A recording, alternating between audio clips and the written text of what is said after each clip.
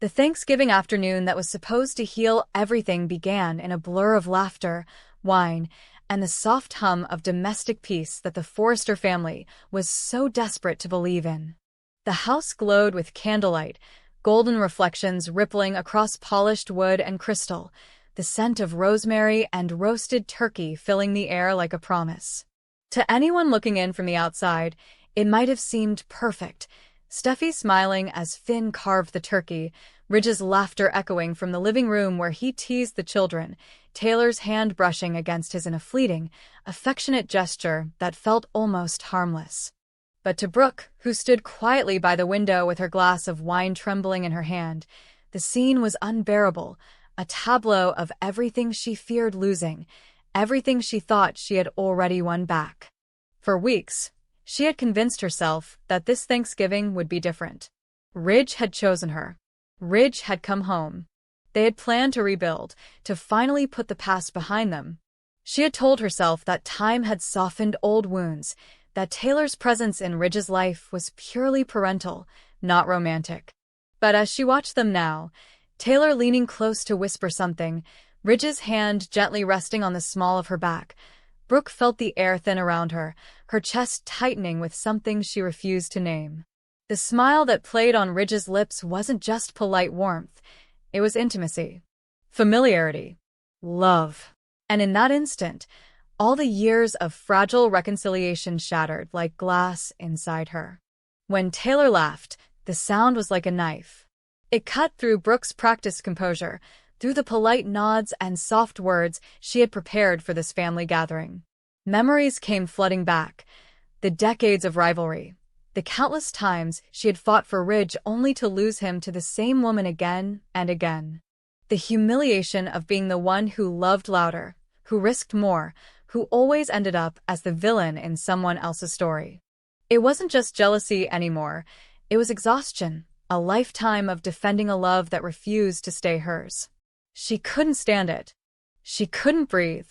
By the time dinner ended, Brooke's mask had already cracked.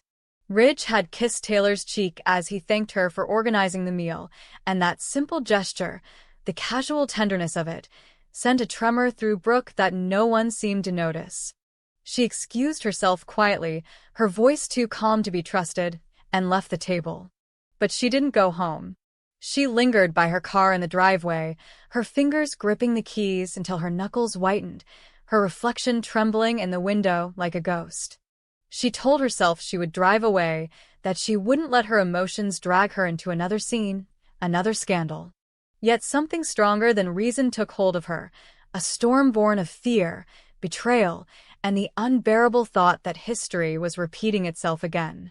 When Taylor stepped outside a few minutes later, wrapped in a shawl and smiling softly to herself, she didn't see Brooke at first. The night air was cold, the ocean's rhythm steady below the cliffs, a deceptive calm masking the chaos about to unfold. Brooke's voice broke that stillness, trembling but sharp. "How long has it been going on?" she demanded. Taylor froze, confusion flickering into something else, resignation. "Brooke," she began, "it's not what you think." But the denial only enraged Brooke further. The words poured out. Accusations, years of bitterness condensed into one unbearable moment. Taylor tried to calm her, to explain, but Brooke's fury was past the point of reason. The argument escalated like fire catching dry leaves. Words turned to shouting, shouting to tears, and then to movement, too fast, too uncontrolled. Taylor reached out, perhaps to steady Brooke, perhaps to defend herself, but Brooke pushed her away, a reflex more than an act of violence. The sound of the impact, head against the edge of the table, was sickeningly real, the kind of sound that empties the world in an instant. Taylor collapsed. Brooke froze. The wineglass fell from her hand, shattering on the floor, red liquid spreading like blood across the tiles. The silence that followed was suffocating. Brooke's heart pounded in her ears as she knelt beside Taylor, her fingers trembling against the woman's wrist, searching desperately for a pulse. There was one, faint but there. "Oh God," she whispered, over and over, as if the words could reverse what had just happened. She called for help, her voice breaking as Ridge's footsteps thundered from the other room. When he saw Taylor lying motionless, the color drained from his face. "What did you do?" he breathed, his voice barely human. Brooke couldn't answer. The hospital lights were too bright, too sterile to contain the horror of what had happened. Ridge stood beside the bed, silent, his hand wrapped around Taylor's cold fingers. The doctor's words came in fragments: head trauma, blood loss, internal complications. Then one more phrase that shattered everything. She was pregnant. For a moment, the room tilted. Brooke's knees gave way. She stared at the doctor, unable to comprehend. Pregnant. Taylor was carrying Ridge's child. The child that Ridge had secretly told Brooke he longed for. The last chance, he had said, to make peace with all the wrong turns of his life. And now that chance was gone because of her. When Ridge turned toward her, his expression was something she had never seen before. Not anger, not hatred, something colder. Grief. "You took my child," he said softly, each word landing like a stone. Brooke shook her head, tears streaming down her face. "I didn't know. I didn't mean," but meaning no longer mattered. Ridge walked away, his silence louder than any accusation. The days that followed blurred into a haze of guilt and isolation. The tabloids caught the story within hours. Tragedy at the Forrester Thanksgiving.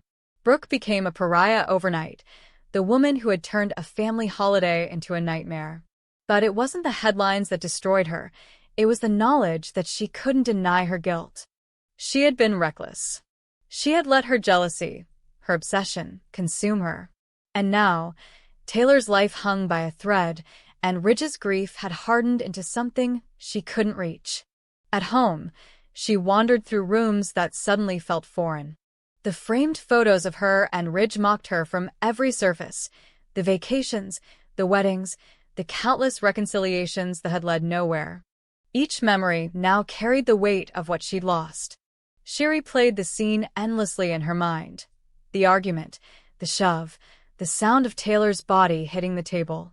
Sometimes she told herself it had been an accident. Other times, she admitted to the dark truth that a part of her had wanted to hurt Taylor, to make her feel the pain she'd inflicted so many times before. The duality tore her apart. When Ridge finally came to see her, she had rehearsed 1,000 apologies, but none of them survived his silence. He stood in the doorway, his face drawn, his eyes hollow. "She's stable," he said finally. "But the baby didn't make it." Brooke's breath caught. Ridge looked at her, and for a moment, she thought she saw the man she loved, the one who had forgiven her more times than she deserved. But that man was gone. "I can't do this," he said quietly. "Not this time." Then he left. Brooke collapsed after he was gone, her body racked with sobs that came from somewhere deeper than words. She wanted to confess. To the police, to the world, to anyone who could take away the unbearable weight pressing on her chest. But every time she picked up the phone, she froze. How could she destroy the family even more? How could she make Ridge relive the loss again in front of strangers? Her guilt became her punishment, a living sentence that followed her through every sleepless night. Meanwhile, Ridge spiraled into his own private hell. He spent hours sitting by Taylor's bedside, staring at her pale face, listening to the machines that marked the fragile rhythm of her survival. He wanted to hate Brooke, to banish her from his life completely, but love, cruel and persistent, refused to die so easily. He remembered her tears, her touch, the countless times she had saved him from his own mistakes. But every memory was tainted now. He couldn't look at her without seeing the empty ultrasound monitor, the loss of the child that would have been their final redemption. Steffi, caught between her parents' ruin, grew colder by the day.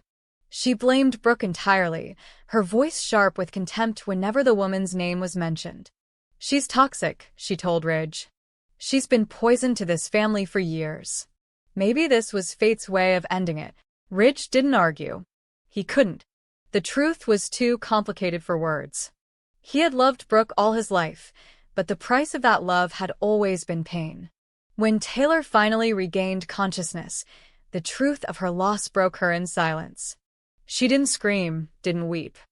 She simply turned away from Ridge's touch, her face hidden beneath the hospital blanket.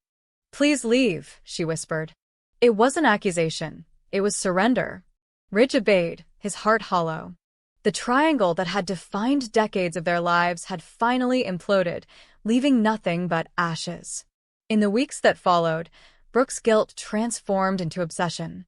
She began writing letters to Taylor, apologies, confessions, desperate pleas for forgiveness, but she never sent them.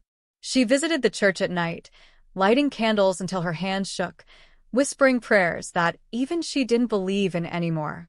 She saw herself in every reflection as both victim and villain. To the world, she was the woman who had accidentally harmed her rival. To herself, she was something worse, a mother who had robbed another mother of her child.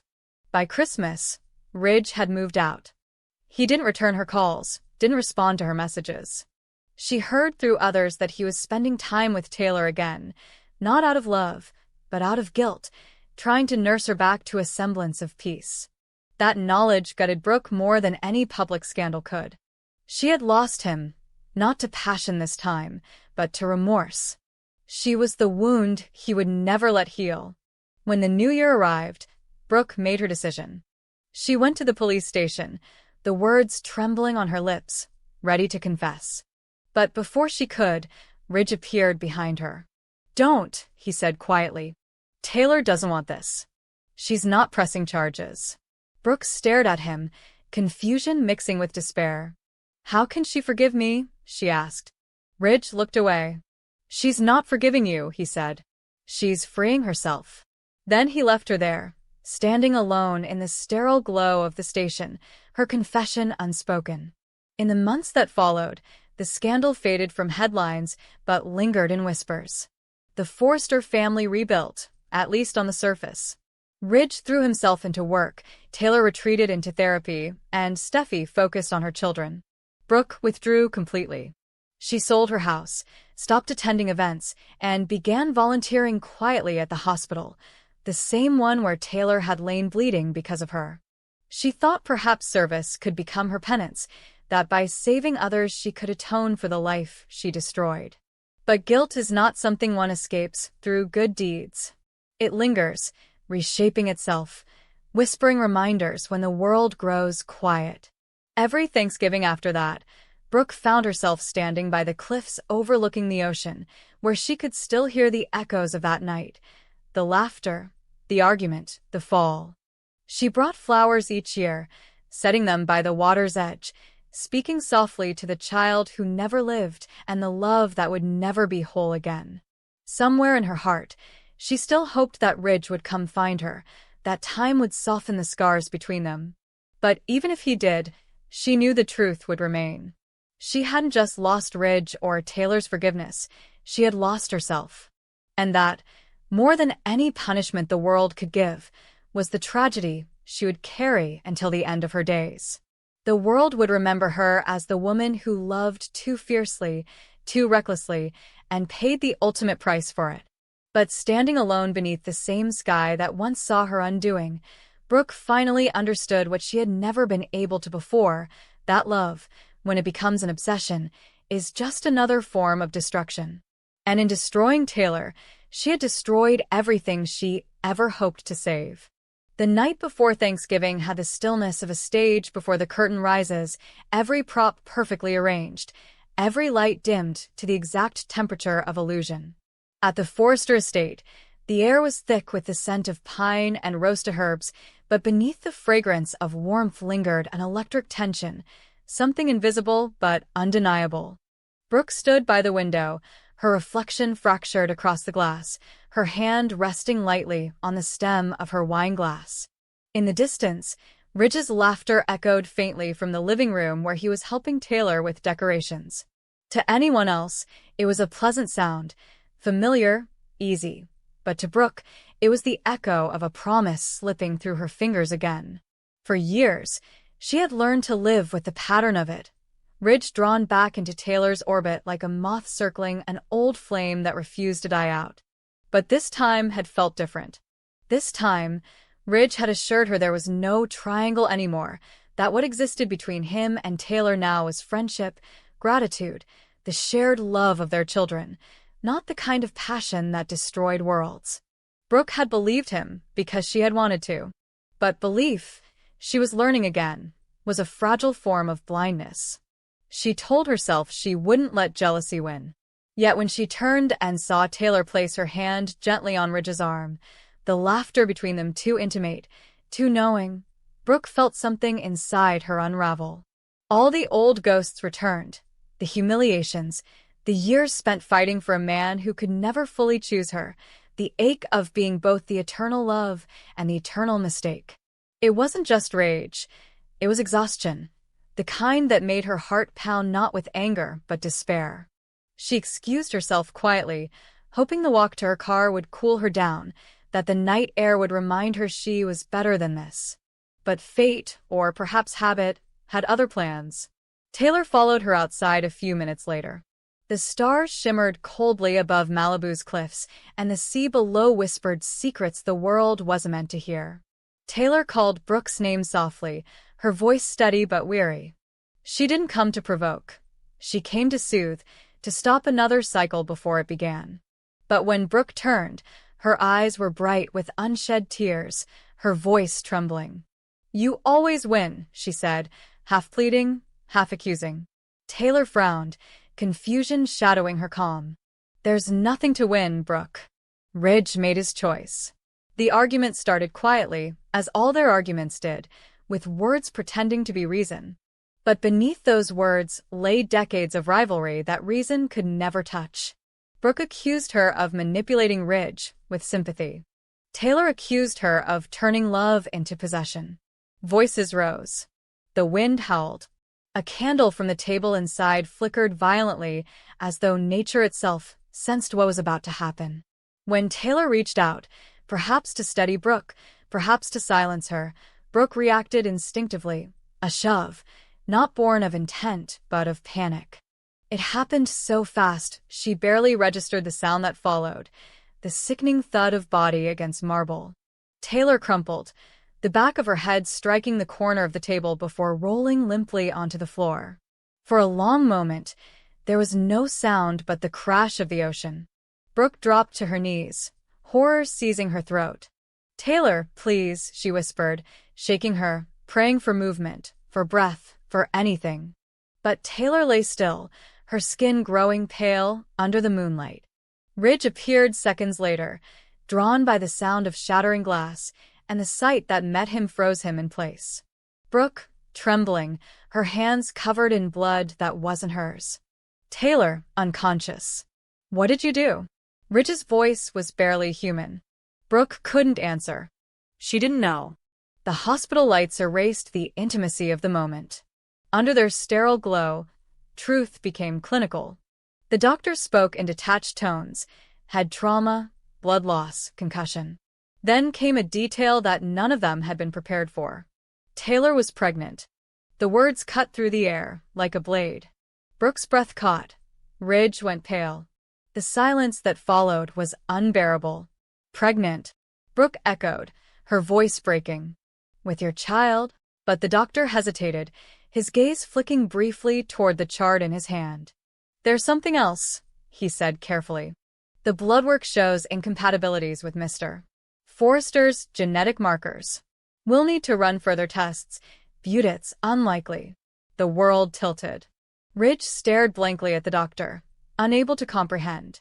"What are you saying?" he asked, though deep down he already knew. "Deacon." It had to be. Brooke's mind reeled backward through the past weeks, through Deacon's odd silences, the half-truths in his voice, the strange compassion in his eyes whenever Taylor's name was mentioned. She remembered overhearing once, just a passing comment, about Deacon helping Taylor with something at Il Giardino, about late-night talks that didn't mean anything. She had laughed it off then. Now, the laughter felt like betrayal. Hours later, when Taylor was stable, the truth was confirmed. The child she had been carrying wasn't Ridge's. It was Deacon's. The revelation detonated across their lives like an earthquake, shifting every relationship, every loyalty. Ridge's grief twisted into something darker, Not only had he lost a child he thought was his, but he had been betrayed by the two people who had stood at the center of his heart for decades. Brooke's guilt deepened into torment. She wasn't just the woman who had caused Taylor's fall. She was also the only person who now knew that the baby she had killed, unintentionally, hadn't even been Ridge's. She had destroyed not Ridge's legacy, but Deacon's secret.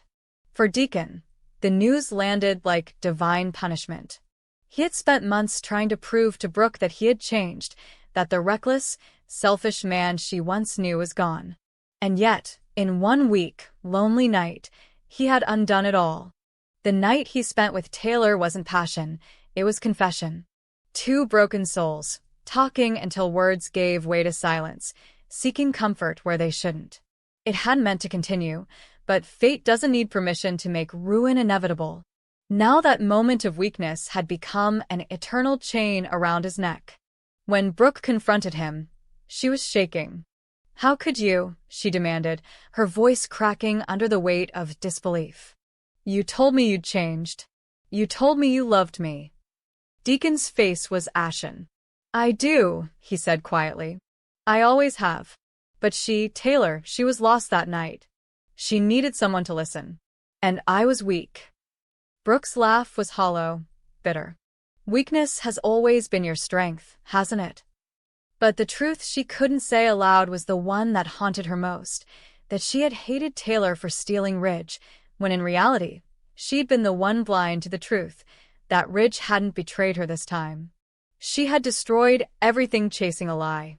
The guilt metastasized into something physical. She couldn't sleep, couldn't eat, couldn't look at herself in the mirror. Every reflection showed a woman she didn't recognize, someone consumed by jealousy and guilt, someone who had killed not out of malice, but out of blindness. Ridge's reaction was a study in quiet devastation. He didn't shout or rage. He simply withdrew, first from Brooke, then from everyone. When Taylor finally woke, he couldn't bring himself to face her. The sight of her frail body was too much. She, too, was drowning in her own kind of shame. She remembered fragments of that night with Deacon, his hand on hers, his promise that they would keep it quiet, that no one needed to know. She hadn't meant for it to go beyond friendship, but the loneliness had been too heavy. When she learned she was pregnant, she told herself it was Ridge's. She wanted to believe it so badly that she made it true in her heart. Now the illusion was gone, and all that remained was pain. She wept when she heard about the miscarriage, not for Ridge's child, but for the innocent life that had carried her one moment of peace. When she looked at Brooke, she saw not her rival but the reflection of her own destruction, a woman caught in the same spiral of regret. The fallout spread through Los Angeles like wildfire. The Forresters were divided. Steffi refused to forgive Brooke, calling her unstable, dangerous. Hope, caught between her mother and her father, broke down trying to make sense of it all. Deacon lost everything. His restaurant investors withdrew. His reputation as a man who had finally changed was destroyed overnight. Ridge, silent and unreachable, buried himself in work, his eyes vacant, his heart exiled from both women who had defined his life. Brooke, unable to bear the guilt, went to the police. She confessed, not to murder, but to negligence, to the shove that caused the accident. But Taylor refused to press charges. "We've both done enough damage," she said quietly. "Let it end." Yet ending was impossible. Brooke's guilt demanded punishment, and when the law wouldn't give it, she began to punish herself. She withdrew from everyone, spending her days volunteering at the hospital where Taylor had nearly died, her nights staring out at the cliffs, haunted by what she couldn't undo. One evening, she found Deacon waiting for her outside the hospital. His face was gaunt, his eyes hollow.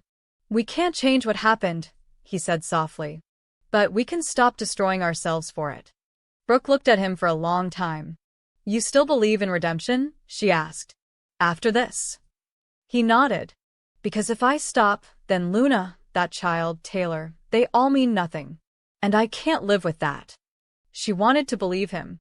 She wanted to forgive him. But forgiveness felt obscene when the air between them was still thick with the ghosts of what they'd done. She turned away, whispering, "You always find faith in the ruins." "I only see the ruins." Months passed. Taylor recovered physically but moved away, unable to bear the weight of Ridge's silence. Ridge filed for separation, though not divorce. "I don't know who I am without all of you," he told Brooke before leaving. "But I need to find out." It was the closest thing to kindness he could offer. Brooke accepted it, though her heart splintered. For the first time in her life, she didn't fight to win him back. In the aftermath, Brooke and Deacon drifted toward something fragile and complicated, not love, not forgiveness, but survival. They shared late-night talks, each one peeling away layers of guilt until only exhaustion remained. "Maybe," Deacon said one night, "we were never meant to be heroes in this story. Maybe we were just the storm that cleared the sky." Brooke smiled sadly, and left nothing alive beneath it. By the following Thanksgiving, the Forster table was quieter, smaller, hollowed out by the absences of those who had once filled it.